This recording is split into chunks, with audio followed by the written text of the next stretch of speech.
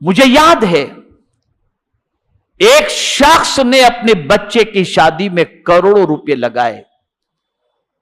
اور جب میں نے اس سے کہا کہ یار یہ سب کیوں کر رہے ہو، فالتو اتنا خرچہ تم کر رہے ہو، اور مجھے افسوس، میں تو دروازے کے باہر سے ہی آ گیا تھا میں شادی میں بہت اصرار پر، لیکن دروازے سے میں واپس آ گیا،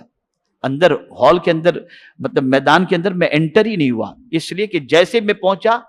چند نوجوان لڑکیاں سجی ہوئی گلاب دینے کے لیے اور پھینکنے کے لیے تیار ہوئے، فوراً وہاں سے آ گیا۔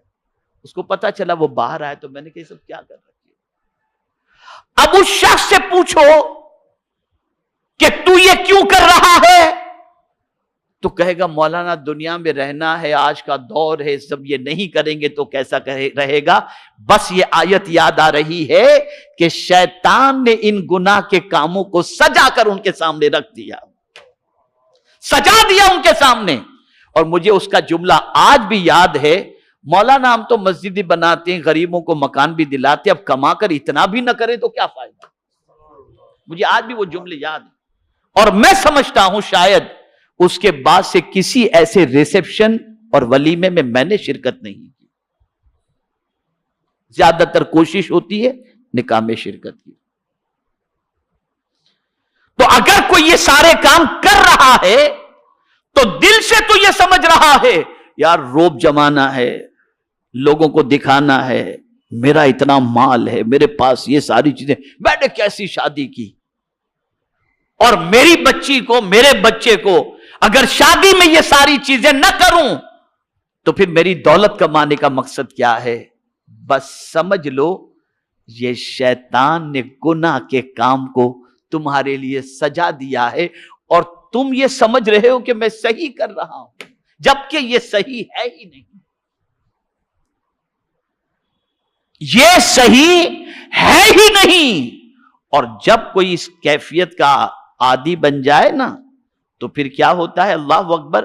فَصَدَّهُمْ عَنِ السَّبِيلِ، انہیں سیدھے راستے سے روک دیا، یعنی شیطان نے برے اعمال کو سجا کر دیا اور ساتھ ہی ساتھ انہیں سیدھے راستے سے روک دیا، حالانکہ وہ عقل والے تھے، عقل والے تھے۔ کون سا مالدار بے وقوف ہوگا، مجھے بتائیے نا۔ اب آئیے یزید کی طرف۔ امام حسین کی بیعت کے لیے جو اس نے پریشر ڈالا، کیا بے وقوف تھا وہ؟ عقل والا تھا، سوجھ بوجھ والا تھا، حالانکہ سب سے بڑا احمق، اس سے بڑا احمق دنیا میں کوئی دوسرا ہو ہی نہیں سکتا۔ ارے جب شریعت کا مسئلہ یہ ہے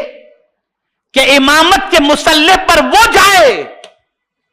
جو مقتدیوں کے اندر سب سے زیادہ علم والا اور عمل والا ہو، میں پوچھتا ہوں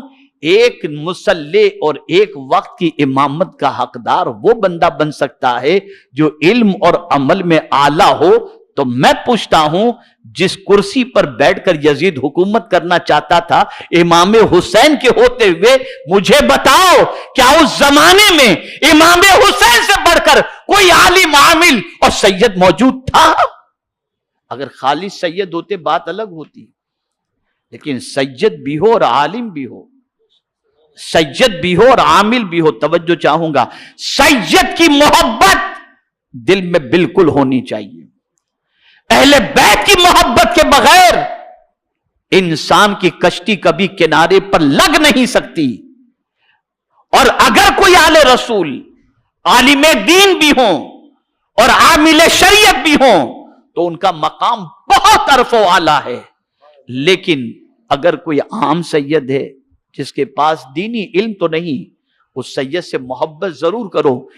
لیکن مسئلہ پوچھنا ہو تو علم والوں سے پوچھو، یہ ذہن میں رکھو۔ مسئلہ پوچھنا ہو تو علم والے سے پوچھو، اس لیے کہ حضور نے اپنی اہل بیت سے محبت کی تو تعلیم دی، لیکن جب وارث بنانے کی بات آئی تو فرمایا العلماء ورثۃ الانبیاء۔ اور جب مسئلہ پوچھنے کی بات آئی تو قرآن نے کہا فَاسْأَلُوا أَهْلَ الذِّكْرِ إِن كُنتُمْ لَا تَعْلَمُونَ۔ میں اس لیے یہ بات عرض کر رہا ہوں کہ بہت سارے ایسے سادات کرام ہر سید کے قدموں کی خاک کے برابر بھی ہم نہیں ہو سکتے، نہیں ہو سکتے، بالکل نہیں ہو سکتے، ان پر اپنے بچے قربان، لیکن جب نبی کے دین کی بات آئے گی تو پھر شریعت کیا کہہ رہی ہے یہ دیکھنا ہوگا، اور پھر اس وقت جو شریعت کا جانکار ہوگا،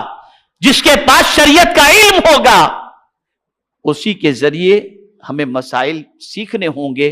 اور خدا کی قسم خانقاہیں تو بہت ساری ہیں سادات کی، اور ہر خانقاہ کے سامنے جہاں کے سادات موجود ہیں، ہم ان سے سب سادات کرام کے قدموں کی خاک بھی نہیں، سب کو سر پر رکھنے کے لیے تیار ہیں، ان کا احترام کرتے ہیں۔ لیکن میں نے جب اس معاملے کو بہت غور سے دیکھا تو مارا راہ مطہرہ کو بالکل لاجواب پایا، اس لیے کہ مجھے یاد ہے کہ حضور شارع بخاری علیہ رحمت و رضوان کو حضور امین ملت، حضور سید ملت ہمیشہ یہی کہتے تھے، یہ مفتی برکاتی ہیں۔ اور مجھے یاد ہے کہ یہ حضرات جب بھی دینی معاملہ کوئی بھی آج بھی ہوتا ہے تو مفتیان کرام سے رجوع کرتے ہیں، اور جو ان کے فیصلے ہوتے ہیں اس پر عمل کرتے ہوئے نظر آتے ہیں۔